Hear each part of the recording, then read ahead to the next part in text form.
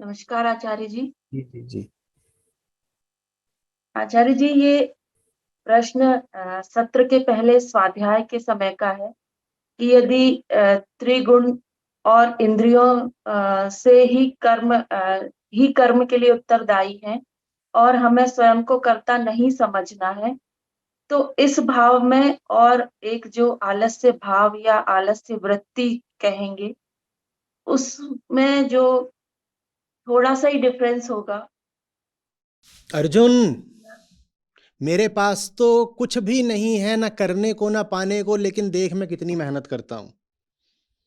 जो मुक्त हो जाता है, जो मुक्त हो जाता है वो तो महा मेहनती हो जाता है। आलस कहां से आ गया बच्चे?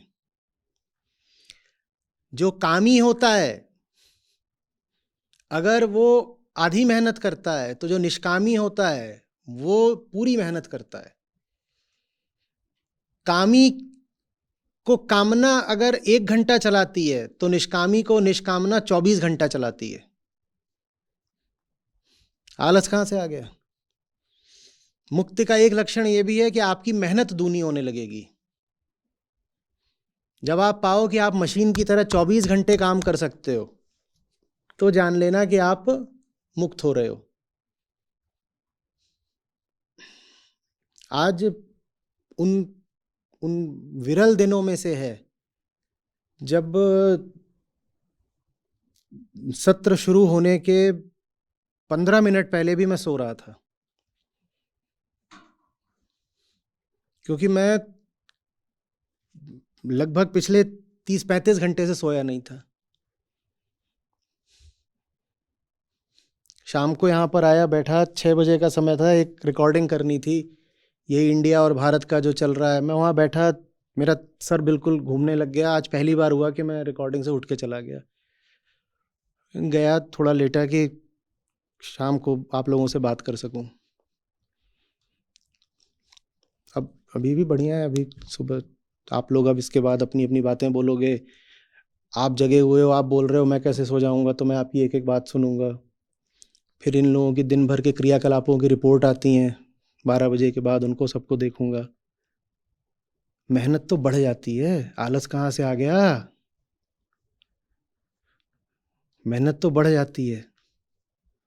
शरीर जवाब देने लग जाए तो दूसरी बात है, मेहनत तो बढ़ती है।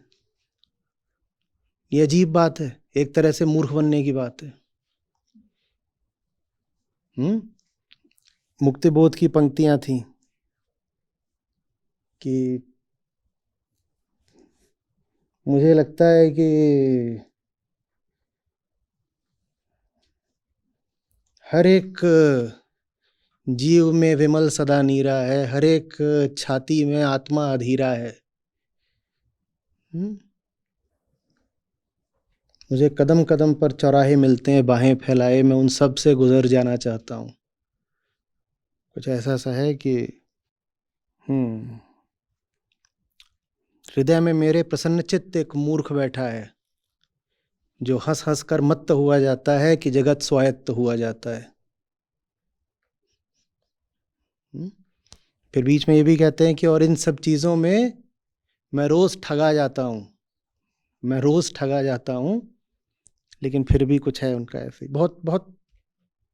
अब मुझे नहीं पता था कि ये चीज़ें ज़िंदगी में इतनी लागू हो जाएंगी, पर वही कॉलेज के दिनों में ये सामने आई थी और ये पंक्तियां बिल्कुल छप गई थी। हृदय में मेरे प्रसन्न चित्त एक मूर्ख बैठा है, जो हंस हंस कर मत्त हुआ जाता है कि जगत स्वायत्त हुआ जाता है दिखाना।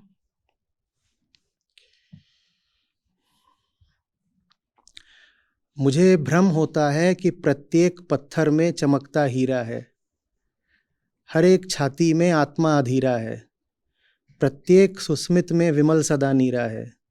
मुझे भ्रम होता है कि प्रत्येक वाणी में महाकाव्य पीड़ा है, पल भर में सबसे गुजरना चाहता हूँ, प्रत्येक उर में से तिर जाना चाहता हूँ। इस तरह खुद को ही दिए दिए फिरता हूँ, अजीब है जिंदगी। अब इसको पढ़ रहा हूँ तो बिल्कुल यही लग रहा है कि ये बात मुक्ति पर ही लागू होती है। यही है मुक्ति का जीवन। इस तरह खुद को ही दिए दिए फिरता हूँ, अजीब है जिंदगी, बेवकूफ़ बनने के खातिर ही सब तरफ अपने को लिए लिए फिरता हूँ, और यह सब देख बड़ा मज़ा आता है कि मैं ठगा जाता हूँ।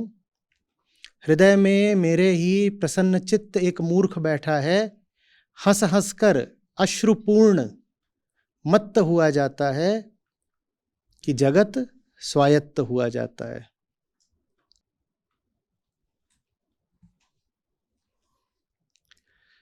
अपने लिए जब कुछ करो तो आलस फिर भी संभव है।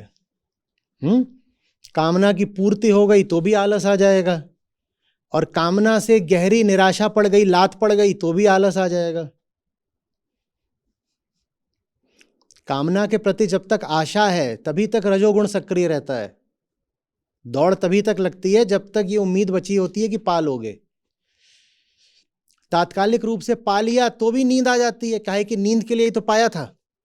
जो चीज पाने के लिए दौड़ लगाई थी वो चीज मिल जाए तो मस्त सोते हो कि नहीं, भले जब सुबह उठो तो पाओ कि सब छिन गया। और उस चीज से बार बार अगर निराशा मिले तो भी फिर आलस आ जाता है कि कौन कुछ करे। वो तमोगुण होता है, जहां पे हो वहीं पड़े रहो, मौज यही है, ठीक है। जीवन मुक्ति का तो अर्थ होता है अथक अथक अथक प्रयत्न। कितने सुंदर तरीके से कृष्ण ने बोला है। इसीलिए तो उपनिषदों के आगे बढ़ गई गीता। हालांकि आप देखें तो तात्विक दृष्टि से उपनिषद ज्यादा शुद्ध हैं। तात्विक दृष्टि से अगर देखें तो हमें यह कहने से पीछे नहीं हटना चाहिए कि अष्टावक्र गीता भगवत गीता से ज्यादा शुद्ध है। लेकिन फिर भी श्री कृष्ण की गीता में कुछ ऐसा है जो हमारे हृदय के तारों को झंकृत कर देता है। जानते हैं क्या है ऐसा? यहां ब्रह्म नहीं है, इंसान है एक। प्रायोगिक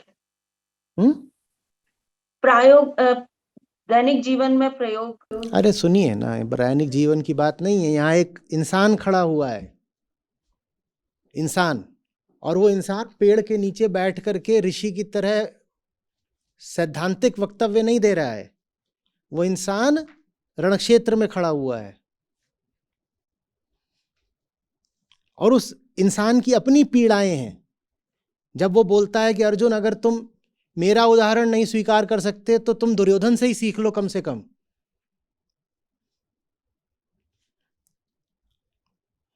तो इसलिए गीता मानव मन को ज्यादा आंदोलित कर पाई, क्योंकि यहां पर आपको एक इंसान का विद्रोह दिखता है, उसकी विवशता दिखती है, और उसका अथक प्रयत्न दिखता है। और सामने उसके कौन खड़ा है? जो लगातार विरोधी करे जा रहा है, नहीं सुनना चाहता, नहीं समझना चाहता। इसलिए गीता महत्वपूर्ण है। मेहनत है गीता में, बहुत मेहनत है। न तो अष्टावक्र गीता में वो मेहनत है। कहाँ मेहनत है? अष्टावक्र गीता में 1-2 प्रकरण समाप्त हुए नहीं कि जनक भी जुगलबंदी शुरू कर रहे हैं अष्टावक्र के साथ। पता ही नहीं लगता है कि जनक बोल रहे हैं, अष्टावक्र बोल रहे हैं। हम 7वें प्रकरण में हैं, देखना पड़ता है मुझको, ये बोला किसने? अष्टावक्र ने बोला, जनक ने बोला है। दोनों की वाणी एक स्वर हो गई है, संवेत हो गई है, पता ही नहीं चल रहा है। आपको अगर वहां ऊपर ना लिखा हो जनक उवाच अष्टावक्र उवाच, तो मैं ही बिल्कुल नहीं, मुझे पता चलता ये बोला किसने है। एक सी बात कर रहे हैं बिल्कुल। वहां क्या मेहनत है? वहां तो अब क्या हो रहा है? वहां तो अब युगल गायन चल रहा है, ताल से ताल मिला, जो बहुत सुंदर है, निश्चित रूप से बहुत सुंदर है। पर मनुष्य की गरिमा, संघर्ष की गरिमा ज्यादा भगवत गीता में है। श्री कृष्ण की मैं विवशता देखता हूं, उनको मौका ही नहीं दे रहे हैं अर्जुन की श्री कृष्ण अष्टावक्र की ऊंचाइयां पा पाए। क्योंकि कृष्ण कह रहे हैं उठूंगा तो अर्जुन को साथ लेके उठूंगा, और अर्जुन नहीं उठ रहे। और जनक उड़ने को तैयार हैं, जैसे 2 पक्षी एक साथ आसमान में एक साथ अपना विचरण कर रहे हैं। बहुत अच्छी बात है। यहां अर्जुन उठने से इनकार कर रहे हैं। तो इसीलिए तात्विक शुद्धता हमें ज्यादा अष्टावक्र गीता में देखने को मिलती है। लेकिन यहां मुझे मनुष्य का गौरव और गरिमा देखने को मिलती है। यहां कृष्ण का संघर्ष और उनकी मजबूरी, उनकी विवशता देखने को मिलती है। यहां हमें जीतोड़ मेहनत देखने को मिलती है। वो मेहनत ही मुक्ति का लक्षण है। मेरा क्या है, मेरा कुछ नहीं, पर तेरे लिए जान दे दूंगा, ये मुक्ति का लक्षण है। करुणा नहीं आई तो कौन सी मुक्ति है? जो मुक्त होकर के निस्पृह हो जाएं, ऐसे वैरागी हो गए कि हमें कोई मतलब ही नहीं, काहे की मुक्ति है उनकी? होगा किसी तरह का कुछ तमोगुणी कार्यक्रम कि जा करके कहीं किसी गुफा में सो गए हैं, दुनिया से मतलब नहीं। ये क्या होता है? बेकार की बात। होता होगा, हो सकता है वो उच्चतम बात होती हो, हमारे काम की नहीं है, और जो हमारे काम का नहीं है हम उस पर ध्यान नहीं देते। कृष्ण हमारे काम के हैं। कृष्ण हमारे युद्ध में मौजूद है हमारे साथ, जबकि उन्हें वहां होने की कोई जरूरत नहीं। पारिवारिक झगड़ा है तुम्हारा, तुम भाई लोग आपस में निपटाओ, मेरा क्या, मैं द्वारका जा रहा हूं। कहां हस्तिनापुर, कहां द्वारका, कोई लेना देना है? हजारों मील की दूरी हस्तिनापुर में और द्वारका में। हस्तिनापुर माने यही दिल्ली आपका, और वहां द्वारका बैठी हुई है, गुजरात। क्या लेना देना है? पर कृष्ण अपना सब छोड़ छाड़ के आ गए हैं यहां पर, अपनी सेना उधर खड़ी कर रखी है। अर्जुन से किसका वध करा रहे हैं? अपने ही सब यदुवंशियों का वध करा रहे हैं। अच्छा मारो भाई, अपनी ही उन्होंने उधर सेना खड़ी कर दी थी, नारायणी। ये जिगर, ये मुक्त पुरुष की पहचान होती है। कृष्ण का आप जीवन देखिए ना, उन्हें स्वयं के लिए क्या मिला है? पूरा उन्होंने स्वयं ही राज्य खड़ा करा, ठीक? वरना वो कोई राजाओं के घर में पैदा हुए थे? वो तो कारावास में पैदा हुए थे। बड़ी मुश्किल से अगर हम पौराणिक वक्तव्यों को थोड़ा सा माने कि उनमें कुछ इतिहास भी है, मान लें बस थोड़ी देर को, तो बचपन उनका कठिनाइयों में ही बीता है, ठीक है ना? कभी इधर से कोई साजिश कर रहा है, कभी इधर से कोई मारना चाह रहा है। अब उन जो भी बातें थी उनको एक हमने काव्यात्मक रंग दे दिया पुराणों में, वो अलग बात है। उसके बाद कंस ने भी न्योता काय के लिए भेजा था, आ जाओ बेटा आ जाओ। क्या पुचकारने के लिए बुलाया था? मारने को ही बुलाया था।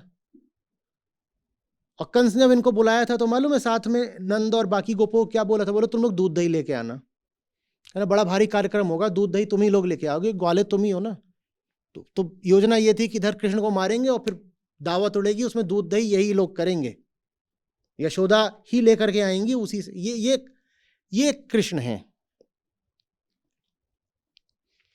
फिर वो स्वयं अपने लिए स्थापित करते हैं जो करते हैं, और स्वयं जो स्थापित करते हैं उसका भी क्या होता है? क्या होता है? सब खत्म, सब खत्म। कैसे लें ऊंचाइयां? वक्तव्य ऊंचा जाने लगता है तो नीचे आकर के ये सब करना नहीं। आपसे नहीं कह रहा हूं, ये मेरी दिनचर्या है भाई। मैं कौन सी ऊंचाइयां लूं? मुझे आपके साथ बैठ जाता हूं तो कुछ पढ़ लेता हूं, मुझे पढ़ने का समय नहीं मिलता। यहाँ व्यवस्था मेरी उठने को तैयार नहीं है, मैं यहाँ दिन भर झाड़ू लगाता हूं।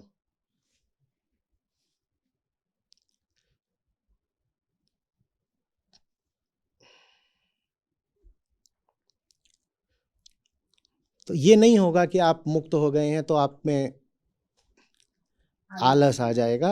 आप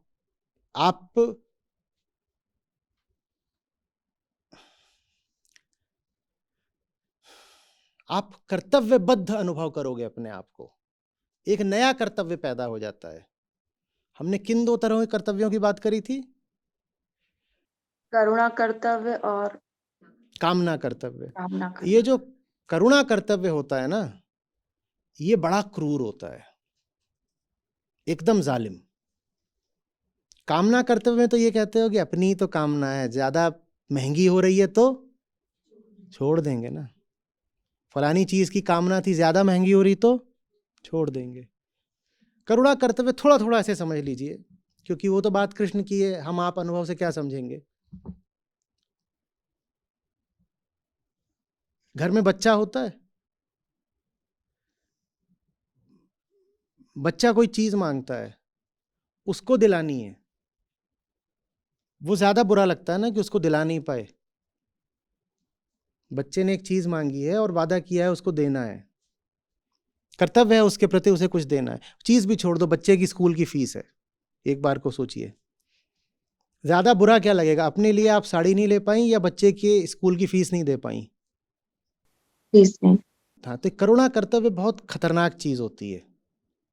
इसको पूरा ना कर पाओ तो ये खा जाती है भीतर से। बात अपनी नहीं है, किसी की जिंदगी की बात है, उसकी स्कूल की फीस देनी थी, दे नहीं पाए। जैसे आप अपने बच्चे की स्कूल की फीस ना दे पाए तो बिल्कुल भीतर से ऐसा लगता है ना कि जी क्यों रहे हैं। वैसे ही कृष्ण के लिए सब बच्चे हैं, जब वो बचा नहीं पाते उनको तो उनको ऐसे ही लगता है कि जी क्यों रहे हैं।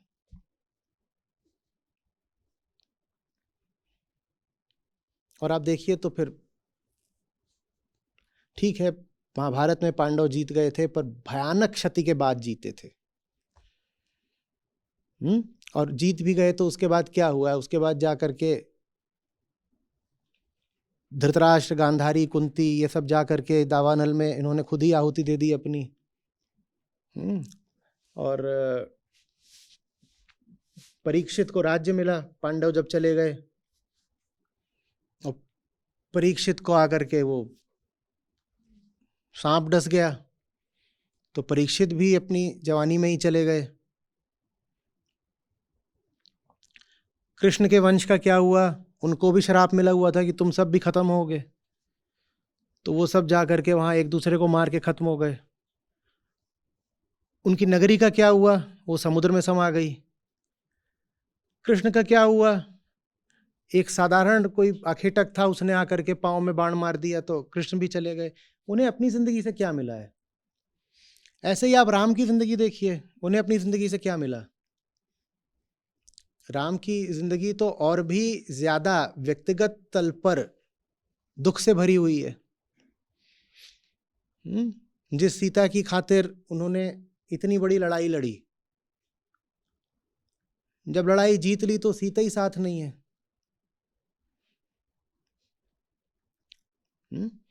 कैसे भी रहे होंगे, लोग बोलते हैं कि सीता के लिए नहीं लड़े थे, अपने स्वाभिमान के लिए लड़े थे। कोई बोलता है धर्म की रक्षा के लिए लड़े थे। ब्रह्म तो नहीं थे, इंसान थे, सीता साथ थी, कुछ तो मानवीय रिश्ता भी रहा होगा। बुरा ही लगा होगा बाहर भेजते हुए, जो भी कहिए, इल्जाम लगा दीजिए, लोग बोलते हैं मिसोजिनी है। मैं कहता हूँ मिसोजिनी शायद होगी, लेकिन ये भी देखो कि वो उस इंसान को कैसा लग रहा होगा उस वक्त। और वो जमाना तो बहुविवाह का था, खास तौर पे राजवंश में, क्षत्रियों में तो आप 100 रानियां रख लीजिए, कौन रोक रहा है आपको? एक सीता चली गई है, उसके लिए जाकर क्या रावण से लड़ाई लड़नी है? क्या करना है? राम थे सुंदर सुशोभित, शूर्पणखा भी आकर के उन पे ही न्योछावर हो रही थी, उनको तो न जाने कितनी पत्नियां रानियां मिल जाती हैं। एक सीता के लिए इतनी क्यों करनी है, जान में जोखिम डालनी है, इतना बड़ा क्यों अभियान चलाना है? पर कर रहे हैं, और फिर वही सब वापस आते हैं और सीता चली जाती हैं।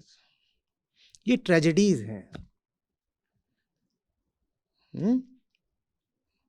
ये ऐसा है जैसे किसी ने अपने अपने जीवन से, अपने खून से हमारी मिट्टी को सींचा है,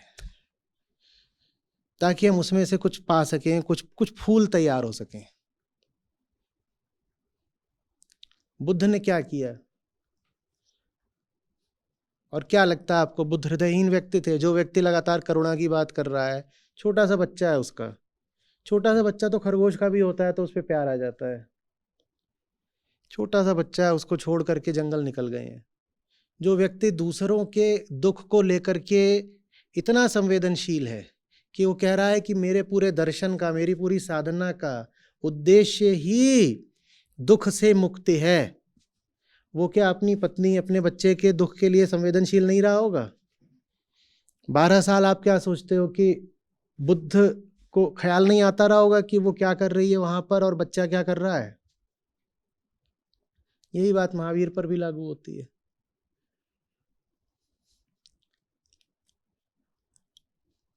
तो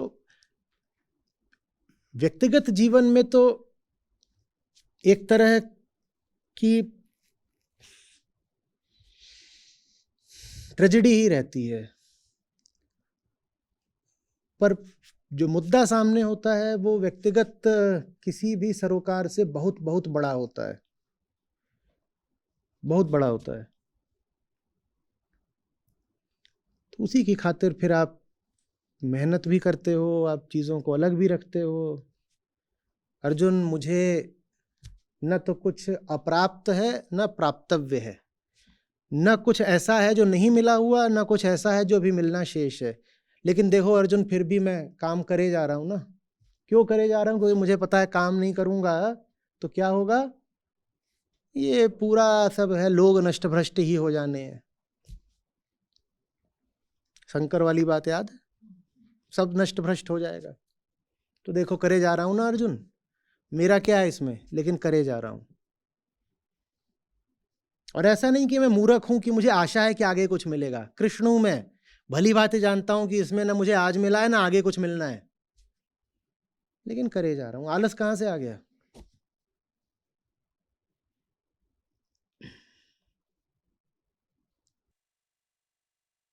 जब वो प्रेम हो जाएगा तब आलस नहीं आएगा। वो जो मंच की सच्चाई जानने के बाद भी मंच के बाहर रहने का जो प्रेम है कि वहां से देखना है, साक्षी होके देखना है, तब ये आलस नहीं आएगा। अभी सिर्फ अगर मंच की सच्चाई पता चली है तो आलस रहेगा। आलस रहता है जब मंच के किसी कोने पर जगह मिल गई होती है, या आप जो भी कुछ कर रहे हैं, आप मंच पर विदूषक ही बने हुए हैं। गए थे मंच पे नायक बनने, पिटपिटा के बन क्या गए? विदूषक। विदूषक बन गए तो मंच पे सब हंस रहे हैं आपके ऊपर, आपको लग रहा है आपका बड़ा गौरव है, बड़ा सम्मान है। कॉमेडियन के लिए भी ताली तो बजती है ना। तो मंच पे क्या करने गए थे? हीरो बनने। बन क्या गए वहां पे पिटपिटा के? जोकर। लेकिन लग यही रहा है कि मंच पे हमें बड़ा सम्मान मिल रहा है, बड़ी जगह मिल रही है, फिर काहे को मंच से उतरोगे? फिर तो आलस ही आएगा उतरने में ना। तो आत्मज्ञान यही होता है कि पता तो करो हो कौन, और यहाँ तुम्हारा रिश्ता क्या है, ये सबसे, इस पूरी प्रक्रिया में तुम्हारा स्थान क्या है। यहाँ ऐसा तो नहीं कि तुम्हारी जगह विदूषक की ही है। अच्छे अभिनेता होते हैं, मालूम उनकी पहचान क्या होती है? 3 साल 4 साल उन्हें कोई काम न मिले नहीं करेंगे, घटिया रोल नहीं करते। अब इस वक्तव्य को लिख लीजिए और इसका अपने लिए अर्थ समझिए। जीवन यदि एक रंगमंच है तो एक अच्छे अभिनेता की पहचान ये होती है कि घटिया रोल नहीं करूंगा, खाली बैठ जाऊंगा, घटिया रोल नहीं करूंगा। नमस्कार सर। सर, आपने बोला कि ये जो सारे जो हमारे कर्तव्य हैं, सब कुछ जो हमारे साथ हो रहा है, वो किसी न किसी एक संयोग या फिर मतलब 3 चीजों से आ रही है। तो सर, क्या हमारे अंदर ये जो मुक्ति की कामना है या जो मुक्ति की इच्छा है, ये भी क्या इसी से आ रही है? जो मैं बना बैठा है, जो आप बोलते हैं मैं हूं, वो अपनी हस्ती से दुखी है ना। मुक्त को थोड़ा ही मुक्त होना है, मैं को मुक्त होना है ना। मुक्त से जाके पूछोगे मुक्ति क्या है, तो कहेंगे झूठ। कहे क्यों झूठ? बोल रहे क्योंकि मुक्ति की बात बंधन के ही संदर्भ में हो सकती है, और बंधन किसके लिए था? मैं के लिए था। जब मैं ही झूठ है तो बंधन सच कैसे हो सकता है? और अगर बंधन सच नहीं तो मुक्ति सच कैसे हो सकती है? जो मुक्त है उससे मुक्ति की बात करोगे तो कहेंगे मुक्ति कुछ नहीं होती, मुक्ति कैसी? लेकिन ये जो मैं है इसको तो मुक्ति चाहिए। आप जाओगे अगर ऋभु गीता के पास उदाहरण के लिए तो कहेंगे मुक्ति कैसी? मुक्ति भी झूठ है। कौन सी मुक्ति? मुक्ति तो तब होना जब कभी बंधन रहा हो। जब बंधन ही सत्य नहीं था तो मुक्ति की क्या बात है? और बंधन किसको होता है? मैं को। मैं सत्य नहीं था तो बंधन सत्य नहीं था, जब बंधन सत्य नहीं था तो मुक्ति कैसी? आपको सपने में किसी ने रस्सियों से बांध दिया, आप जग करके ये कहोगे क्या मुझे रस्सियों से मुक्ति मिल गई? अरे जब सपना सत्य ही नहीं था तो मुक्ति कैसी? लेकिन ये बात आपके लिए उपयोगी नहीं है। ये प्रश्न आपने पूछ लिया है, इससे कुछ लोग भ्रमित ना हो जाएं।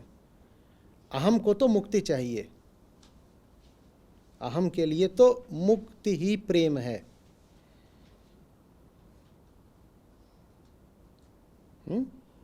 मतलब सर हम ऐसे इसको समझ सकते हैं कि जो हमारी मुक्ति की मांग है वही एक वास्तविक सच्ची मांग है, बाकी सब हाँ, क्योंकि उसमें मतलब जो ये यथार्थ है, मैं बन करके मिल तो कष्ट ही रहा है। जी हाँ, उसको मतलब जो हमको दुख मिल रहा है उससे साफ साफ पता चल रहा है कि हमें तो बस कुछ ना बस कुछ तो चाहिए ही, बस बस तो बस इसलिए वही एक सच है। बस। अब सर एक अंतिम प्रश्न सर, मतलब ये जो हमें मुक्ति चाहिए या हमें आनंद चाहिए या हमें जो चीज चाहिए उसका बस मेरे लिए हमको ऐसा सर लगता है कि एक ही चीज है, वो है दुख। दुख ही हमें शायद ये बताता है कि हम कहीं ना कहीं पीछे हैं या जो भी है। और दुख का संज्ञान लेने में अहंकार बहुत घबराता है।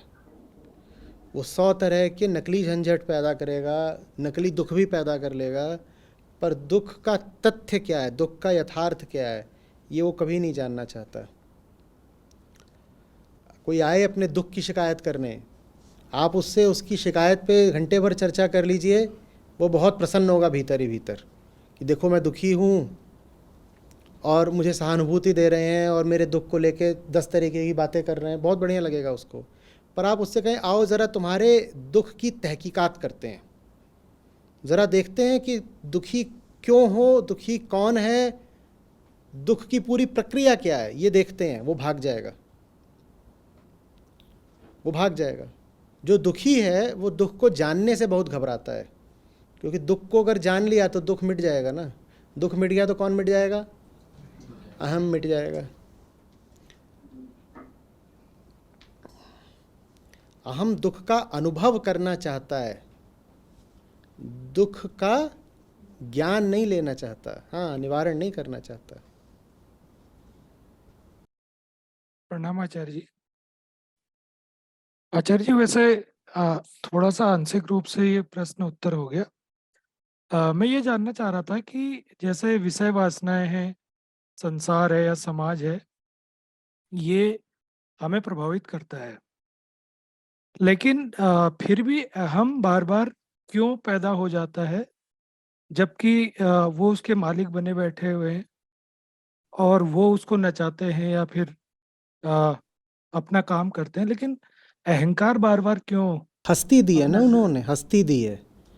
वो बोल रहे हैं तू नौकर बना रहे तो तू जिंदा रहेगा। मैं नौकर हूं,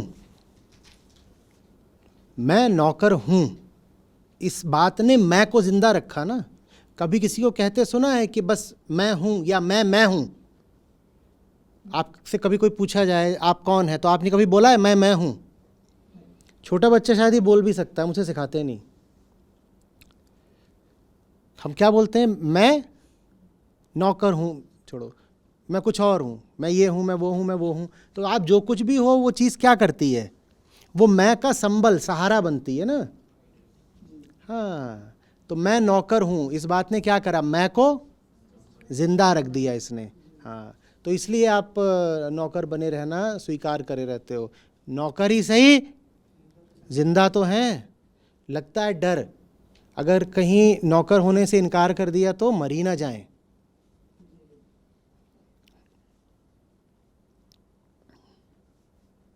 और इसी से आगे बात यह है कि मालिक संसार भी है, समाज भी है, और मालिक हम कहते हैं कि कृष्ण या आत्मा भी है।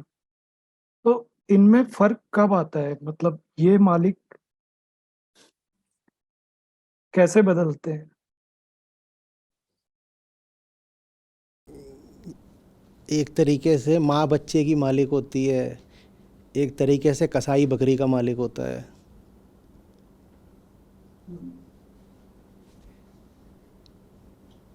नहीं समझे? समझ गया। कृष्ण अगर मालिक हैं तो माँ के हाथ में हो, करुणा प्रेम है। संसार अगर मालिक है तो कसाई के हाथ में हो। मालिक तो दोनों है। आप ये बोलते हो ना बकरी का मालिक कसाई है,